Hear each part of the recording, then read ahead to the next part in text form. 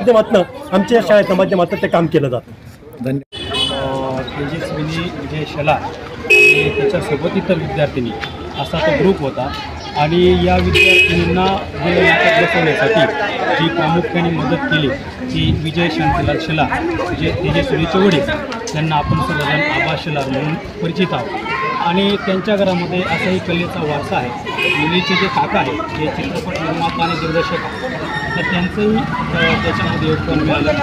मुलीचे काका श्री शरद शेलार यांनीसुद्धा या विद्यार्थ्यांचं मेकअप असेल, संवादाची कला असेल किंवा संवादाची टायमिंग असेल त्या योग्य पद्धतीने त्यांच्याशी सराव करून घेतला.